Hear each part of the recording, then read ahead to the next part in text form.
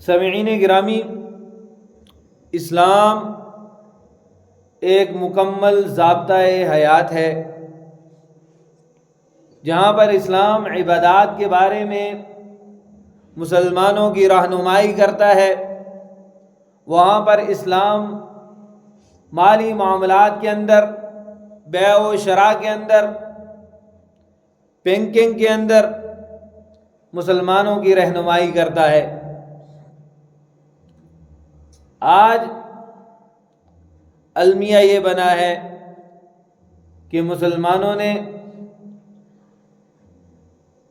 عبادات کو تو دین سمجھا، لیکن معاملات کو، بیع و شراء کو اسلام کا جز نہ سمجھا۔ اسی وجہ سے مسلمان دنیا کے دوسری اقوام سے پیچھے رہ گئے، چونکہ ان کے پاس ایک بہت بڑا اسلامی سسٹم تھا۔ اگر یہ اس نظام کو سمجھ لیتے، اس سارے شریعت کے اصولوں کو سمجھ لیتے، تو یقیناً کامیابی ان کے قدم چومتی۔ اللہ تعالیٰ نے مسلمانوں کے لیے ایک مالی سسٹم بنایا ہے، فائنینشل سسٹم بنایا ہے، اور اس سسٹم کے اندر اللہ تعالیٰ نے سود کو حرام قرار دیا ہے۔ اللہ تعالیٰ سورہ بقرہ کے اندر ارشاد فرماتے ہیں، الذین یأکلون الربا، وہ لوگ جو کہ سود کھاتے ہیں، لا یقومون الا کما یقوم الذی یتخبطہ الشیطان من المس، یہ ایسے کھڑے ہوتے ہیں جیسے کہ کسی شیطان نے ان کو خبطی بنا دیا ہو۔ دنیا میں بھی ان کے حالات جو ہیں وہ اسی طرح ہوں گے، حیران و پریشان ہوں گے، اور آخرت کے اندر بھی اللہ تعالیٰ ان کے ساتھ اسی طرح کے معاملہ کرے گا کہ جس طرح ایک شیطان کسی شخص کو خبطی بنا دے، مخبوط الحواس ہو جائے، اور اس کی زندگی کے اندر کوئی چین اور سکون نہ ہو، اللہ تعالیٰ سود خور کی زندگی سے سکون کو نکال دیتے ہیں۔ الذین یأکلون الربا لا یقومون الا کما یقوم الذی یتخبطہ الشیطان من المس، ذالک، یہ اس وجہ سے یہ عذاب ان کو دنیا اور آخرت میں اس لیے وجہ سے ملے گا، قالوا، وہ کہتے تھے انما البیع مثل الربا، یہ جو مسلمان کہہ رہے ہیں کہ بیع و شراء جائز ہے اور حلال ہے اور ربا حرام ہے، تو انہوں نے اعتراض کیا کہ یہ جو سود ہے یہ بھی تو بیع و شراء کی طرح ہے، اور یہ جو بیع و شراء ہے یہ بھی سود کی طرح ہے، اس میں بھی تم چیزیں کماتے ہو اور سود کے اندر بھی کماتے ہو۔ تو اللہ تعالیٰ نے، چونکہ اس کے اندر تو حکمتیں تو بہت ہیں کہ اللہ تعالیٰ نے سود کو حرام کیا ہے اور بیع و شراء کو اللہ تعالیٰ نے جائز رکھا ہے، اس کے اندر حکمتیں تو بہت ہیں۔ سب سے بڑی حکمت تو یہ ہے کہ سودی نظام کے اندر، سودی سسٹم کے اندر امیر سے امیر بندہ امیر سے امیر تر ہوتا جاتا ہے، اور اس سسٹم کے اندر غریب بندہ غریب سے غریب تر ہوتا جاتا ہے۔ اس لیے اللہ تعالیٰ نے سود کو حرام فرمایا، لیکن اللہ تعالیٰ نے جب انہوں نے اعتراض کیا کہ انما البیع مثل الربا، اللہ تعالیٰ نے آگے کوئی حکمت بیان نہیں کی۔ اللہ تعالیٰ نے کہا کہ وَأَحَلَّ اللَّهُ الْبَيْعَ وَحَرَّمَ الرِّبَا، میں نے جب حرام کر دیا سود کو اور بیع و شراء کو جائز قرار دیا، تو یہ سب سے بڑی دلیل ہے تمہارے لیے کہ تم نے آئندہ بعد سودی معاملات سے اپنے آپ کو بچانا ہے۔ فَمَنْ جَاءَهُ مَوْعِظَةٌ مِّن رَبِّهِ، پس جس کے پاس آ جائے نصیحت اپنے رب کی طرف سے، فَانْتَهَا، وہ رک گیا، فَلَهُ مَا سَلَفَ، اب جو گزر گیا وہ گزر گیا، وَأَمْرُهُ إِلَى اللَّهِ، لیکن اس کا معاملہ اللہ کے سپرد ہے، اللہ چاہے تو اس کو معاف فرما دے گا، اور اللہ چاہے تو اس کے اوپر اس کی سرزنش فرما دے گا۔ لیکن ایک بندہ وَمَنْ عَادَ، کہ توبہ کر لی سودی سسٹم سے، سودی نظام سے، شیطانی کاموں سے، وَمَنْ عَادَ، پھر لوٹ کر آ گیا، فَأُولَٰئِکَ أَصْحَابُ النَّارِ، اللہ تعالیٰ کہتے ہیں اب یہ جو بندہ ہے یہ جہنمی ہے، ہم فیہا خالدون، اور اسی میں وہ ہمیشہ رہے گا۔ قیامت والے دن موت کو ایک سفید جانور کی شکل میں لایا جائے گا، جنت اور جہنم ان کے درمیان میں لا کر اس کو ذبح کر دیا جائے گا اور اعلان کیا جائے گا کہ آئندہ بعد موت نے نہیں آنا ہے، جہنم میں رہنے والے جہنم میں رہیں گے اور جنتی ہمیشہ جنت کے اندر رہیں گے۔ اس لیے اللہ تعالیٰ نے ارشاد فرما دیا ہم فیہا خالدون، وہ ہمیشہ اسی میں رہے گا۔ یمحق اللہ الربا ویربی الصدقات، اللہ تعالیٰ مٹاتا ہے سود کو، اللہ تعالیٰ مٹاتا ہے۔ یعنی سودی بندہ یہ سمجھے کہ میں امیر ہو جاؤں گا، میرے حالات بہتر ہو جائیں گے، یہ سودی سسٹم کے اندر میں آ جاتا ہوں، اللہ تعالیٰ کہتے ہیں ایسا نہیں ہوگا۔ یمحق اللہ الربا، یہ میرا فیصلہ ہے کہ اللہ تعالیٰ سود کو مٹائے گا۔ مسلمانوں کو اللہ تعالیٰ کے اس حکم کو دیکھنا چاہیے کہ یمحق اللہ الربا، اللہ تعالیٰ ربا کو مٹاتا ہے۔ ربا کے بہت سارے حضرات آپ نے معاشرے کے اندر دیکھے ہوں گے جو سودی معاملات کرتے ہیں، سودی سسٹم کرتے ہیں اور سودی نظام کے اندر اپنے آپ کو لائے ہوئے ہیں اور کئی سالوں سے اس کے اندر پڑے ہوئے ہیں، اور اس کے بعد کہتے ہیں کہ مفتی صاحب، مولوی صاحب، ہمارے گھر کے اندر سکون نہیں ہے، ہمارے گھر کے اندر کوئی برکت نہیں ہے۔ تو آپ نے برکت کو خود ہی اپنے گھر سے نکالا ہوا ہے، آپ نے سودی سسٹم کیے ہوئے ہیں، آپ سودی سسٹم کا حصہ بنے ہوئے ہیں، آپ سودی معاملات کے اندر پڑے ہوئے ہیں۔ لہٰذا سب سے پہلے آپ دیکھیں کہ آپ سودی معاملات میں تو نہیں پڑے ہوئے۔ سودی معاملات سے نکلنا یہ ہر مسلمان کے لیے لازمی اور فرض ہے۔ اسلامی نظام غریب کو اٹھاتا ہے اور امیر کے اوپر یہ دباؤ ڈالتا ہے کہ آپ نے غریب کی مدد کرنی ہے۔ وَيُرْبِي الصَّدَقَاتِ، اور اللہ تعالیٰ صدقات کو بڑھا دیتا ہے۔ بعض اوقات انسان سوچتا ہے نا کہ میں نے اگر صدقہ دیے، پیسے 500 روپیہ دیا، اگر میرے پاس 20,000 تھے تو 19,500 میرے پاس رہ گئے۔ اللہ تعالیٰ کہتے ہیں ایسی بات نہیں ہے، اللہ تعالیٰ نے آپ کے پیسوں کو بڑھا دیے۔ صدقات دے کر یہ نہ سوچا کرو کہ میرے مال کے اندر کمی آ گئی۔ صدقات دو اور یہ سمجھو کہ یہ جو میں نے صدقہ دیا ہے اس سے اللہ تعالیٰ اور مال کے اندر اضافہ فرمائے گا، اور اس سے برکات آتی ہیں صدقے سے۔ انسان کی مالی کوئی بھی حیثیت ہو، اللہ تعالیٰ یہ نہیں کہتا کہ اللہ تعالیٰ نے کبھی نوٹ نہیں گنے کہ 1 کروڑ روپیہ دے گا تو اس کا صدقہ مانا جائے گا، 2 کروڑ دے گا اس کا صدقہ مانا جائے گا۔ اللہ تعالیٰ کہتے ہیں ہم اخلاص کو دیکھتے ہیں، ہم نیت کو دیکھتے ہیں۔ میرے لیے خرچ کیا ہوا 1 پیسہ ان ارب پیسوں پر بھاری پڑ جائے گا جو کسی کے اور کے لیے کیا۔ 1 ارب خرچ کیا لیکن خوشنودی کسی اور کی تھی، اللہ تعالیٰ کہتے ہیں مجھے قبول نہیں ہے۔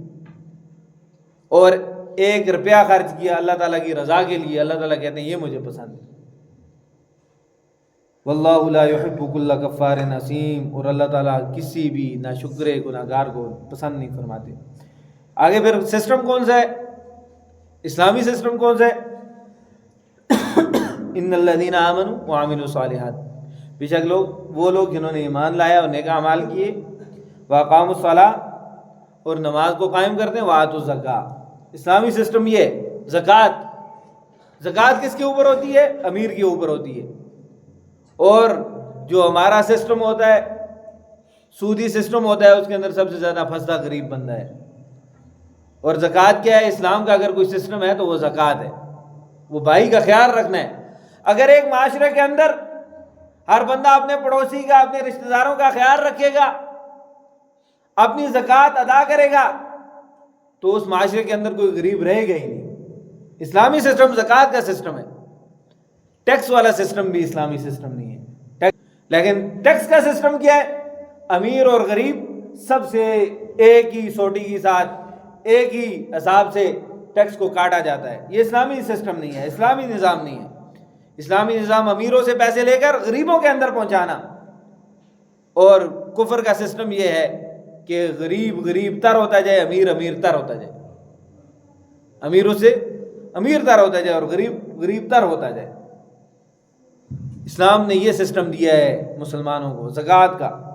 وَلَا خَوْفٌ عَلَيْهِمْ وَلَا هُمْ يَحْزَنُونَ، جو ایسا کرے گا اس کے اوپر نہ کوئی اداسی ہوگی نہ غم ہوگا۔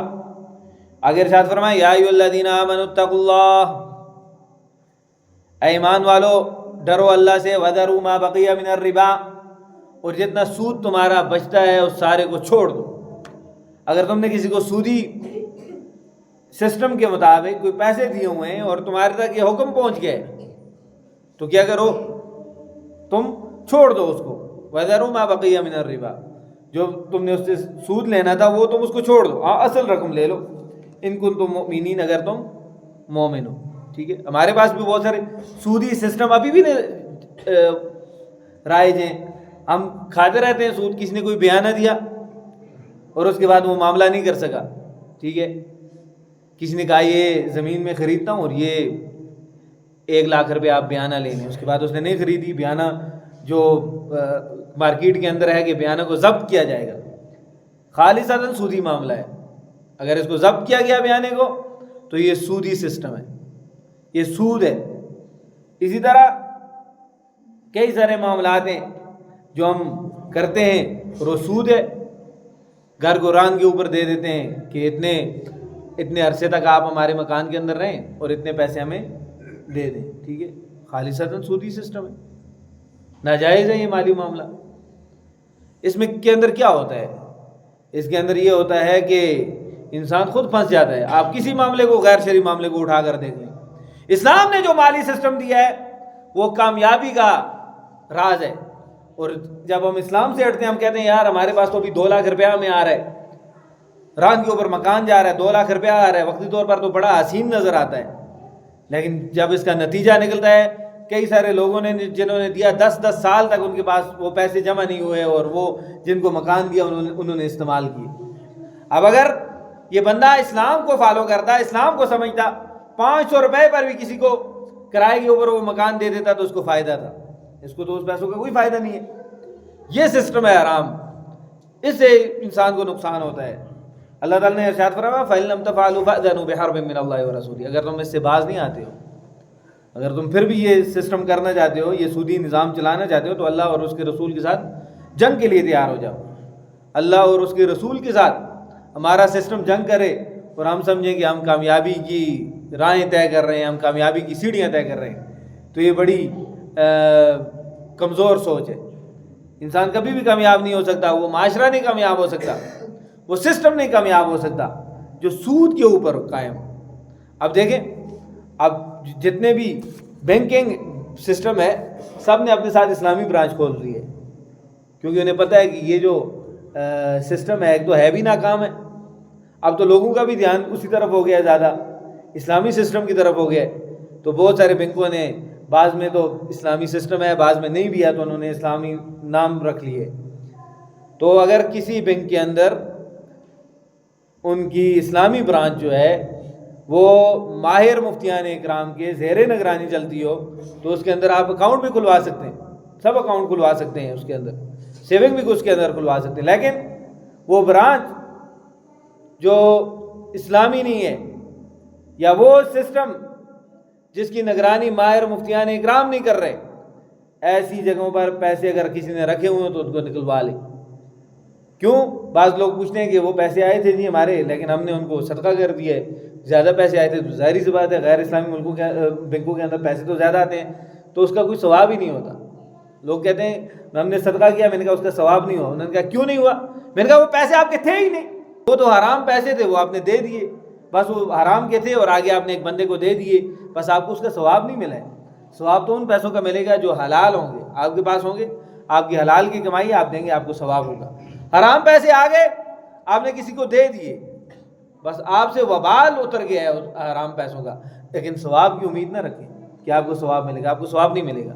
لہٰذا اسلامی جو سسٹم ہے, اسلامی سسٹم جو ہے وہ سود سے پاک معاشرے کو چاہتا ہے.